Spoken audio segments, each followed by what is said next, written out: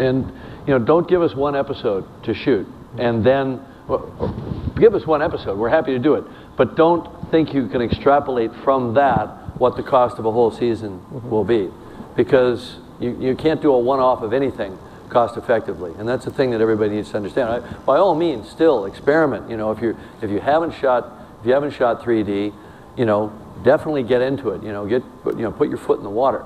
But you can't take the numbers that come out of that one-off experiment and expect that that's your multiple, that's your delta on every single episode. The numbers that we'll offer you will be at scale, and they'll definitely work, because we're all about making it profitable. And the first step to making it profitable is making it cost effective and within the framework that you're already working.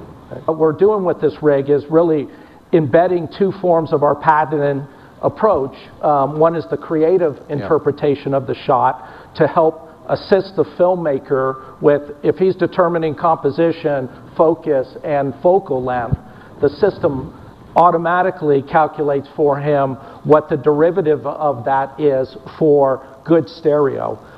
It also embeds a patented approach to stereo acquisition, which has a fixed camera system and a camera system that is operating on the nodal point, which gives you true stereo results on the system, so that when you're capturing this footage, it is unique. It is pleasing to the eye, because it is in many ways trying to capture and mimic what you see or experience with your own eyes. So there's two systems that are wrapped around this, and one of the key aspects of this, it is a fully integrated system. So the amount of cables, hookups, whether you talk about time code, whether you talk about sync, whether you talk about plugging in the camera system, it has reduced that all to a minimum. So there is no external boxes, there is no ancillary hardware that you have to put on this. And we could go ahead and fly the Alexa version of this same camera system, but in both cases, these are approaches that really minimize what I call the Medusa effect of our business. Yeah, a lot of cables. Yeah, when you a lot of cables, a lot of plugs, a lot of stuff to chase down, slows you down when you're moving from point to point, stabbing in the camera, getting it back into the system. This really is a huge breakthrough. The Alexa one is obviously not as autonomous, because the Alexa has the processors off the Epic. You can just gun and run with the Epic rig. The Alexa, you know, for those of you that know that camera, absolutely beautiful camera, and the M model allows us to compete in terms of size and weight, if it's on the shoulder, if it's on a Steadicam. Right.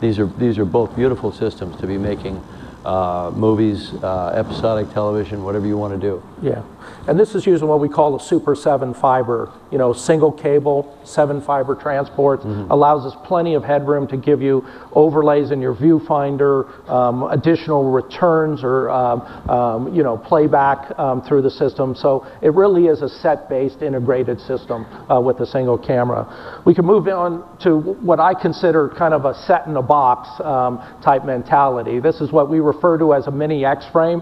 One of our engineers said, boy, it would really be good if we just created more of a modular type approach in a small X-frame type package. And in this package, we're really servicing all the varied demands of a production, whether it's routing of signals to a variety of monitors.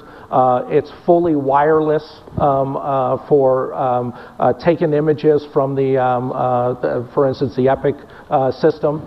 It has playback capabilities. It has full metadata tracking, color management, you know, DC powered, AC powered. It's really set up as the true, you know, set in the box. Let's just pick it up and go.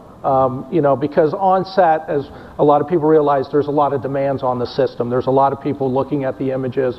There's a lot of needs, and this is kind of a breakthrough in that. Typically, it's this large cart of, you know, kind of the Wizard of Oz approach, and this has reduced it to that. This is what we refer to as the mini X-frame. Moving on to the Max Remote, you know, from our perspective, these cameras need to be deployed as if it's a maintenance mechanic, bolting them into position. You know, gone are the days where we we really start to approach it where a system tech has to be there, or don't touch the camera until the 3D guy gets there. The whole intent of this system is that the actual camera operator would deploy his camera as normal, and all of our requirement is remoted. And one of the killer features here that hasn't been done before is back focus. You know, cameras just don't have a remote capability for back focus. Personally, in 2D, I think they should. But in 3D, we solved the problem. By approaching this, it is a mandatory requirement in 3D. And so this system allows complete remote setup of all the functions that are critical to a production. These positions, based on the course architecture, based on the arena architecture, are sensitive to other cameras being placed. They're called seat kills if you do that. And the more in demand the sport is, the less they want to kill a seat. So as we go after the finals in basketball, as we go after sports that are reaching their pinnacle of their season, which makes it a perfect candidate for us to be working together, the restriction goes up for us as to what's our access. So the Shadow D system has really been a breakthrough for us actually stealing the shot from that exact same position. And I'll tell you how critical this is, because you know, you can look at the over architecture of the sport and say, oh, okay, why can't you just put another camera system? If you take a slash position on a basketball court, that position has been defined to capture the line of traffic coming to the basket and the shot from the corner into the net. If you move a foot or two to the right, you will not get the net. If you move a foot or two to the left, you won't get the action coming down the field or the court. So again, we're gone are the days where we're laying new cable or we're trying to define more you know, infrastructure in order to accomplish a 5D production. This really treats 5D production as if it was a 2D production. And there's a lot of ancillary tools to this, which are RCPs and control devices that follow the same parameters. 1, 2, 3, doesn't matter to it. So it's an exciting new product for us. We talked about the next product online is really it's a shadow control panel, but you really need to look at this as a stereo technical director. The technical director has been an anchor for 2D production for some time. He's a guy that orchestrates all of those cameras in a complex situation, and he makes it look simple. What are your plans for high frame rate stereoscopic films, feature films in the future? Well, we already have high frame rate in broadcast, fortunately. The sports broadcast at 60i and transitioning to 60p, so that's kind of already there. It's in the cinemas, we have to keep up with that. We're still mired in the last century 24p rate, and you know, I'm going to shoot the Avatar 2 and 3 at a higher rate, 48 or 60. We're still doing tests to see how that impacts our visual effects workflow, which is the only you know, thing that we still have to consider, because the projection technology is there. You know, the major projector manufacturers are moving toward high frame rate capability. The cameras already do it. You know, the Epic, the Alexa, the others, they'll all run the high speed rates. So we're essentially there technologically. We just have to look at the impact to visual effects and post production. What timetable do you have for Avatar 2 and 3? That's classified. Thanks for your question. That's a good question. And by the way, for those of you that haven't been following the whole high frame rate thing, there are artifacts associated with 3D when you watch it on the big screen at 24 frames that we can eliminate by shooting and projecting at higher rates. And people that have seen the demos that we've done and other demos are blown away by it. And if you haven't heard, Peter Jackson is doing the Hobbit, you know, the 2 Hobbit films at high frame rate as well. Now that's going to be a limited release initially until it starts to gain traction. But you know, it's just incumbent on us as entertainers to constantly be upping the bar and giving a better experience to the audience. Yes, sir. Yeah, it seems like you guys have some rockin' plans for production and making that easier. Are you concerned about exhibition and the adoption rate there, and getting, you know, what you've shot to the viewer? And how's that market working out for you guys? Is it limiting you? I think to touch on that, we've challenged CPG with a zero delta approach, and a zero delta in the cost model. So we're not impacting the financial model for approaching 5D production, and zero delta in the impact on the workflow.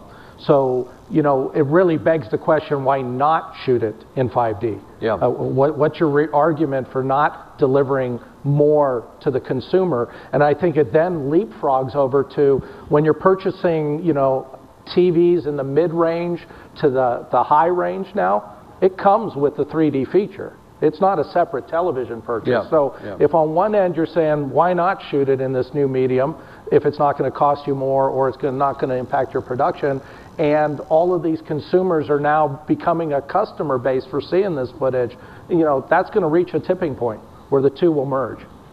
Right. Thanks. Okay, so we're running a bit long. Why don't we do one more question?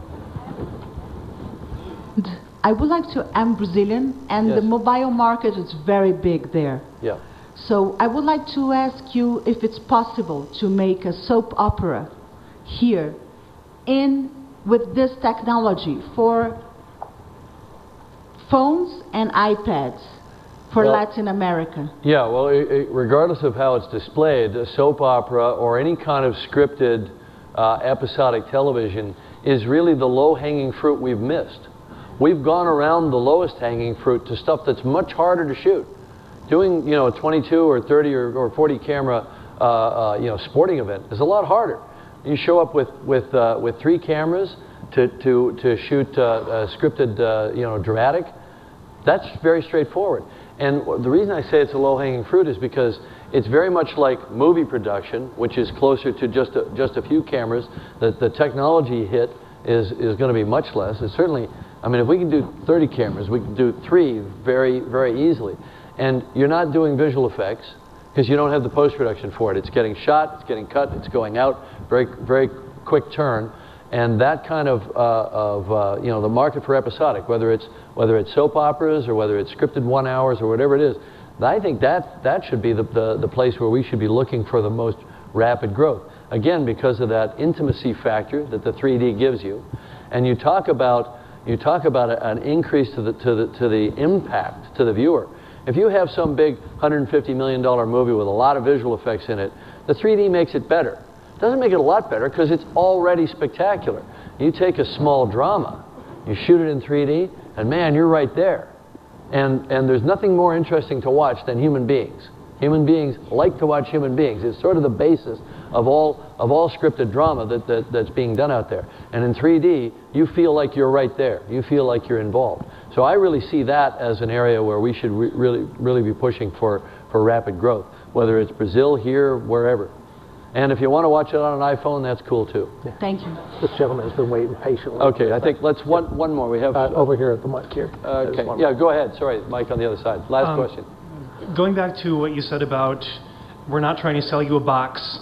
We know how to work the software and the equipment, and we're marketing ourselves. Is that what I'm getting? Well, we're marketing a solution that you can license, you can lease as an end-to-end solution, as opposed to purchase and cobble together. Try to be your own system integrator with a box from here and a box from there. Yeah, but I don't think we want to confuse it that we're trying to, you know, do a crew model or a personnel support. Really, people are going to be capable of doing this through the technology, just like 2D. What we're trying to do is, you know, really offer up integrated products that work together as a whole package that we can offer up and license. And it'd be a custom package depending on what your needs are. Yeah. You know, so we'd come in, we'd work with you to define exactly what your needs are, contour, you know, a custom end-to-end solution on a lease or license model. Okay, we better wrap this up. We've run a little bit long. Sorry, but it's been a good session. Thank you very much. Thank you. Thank you.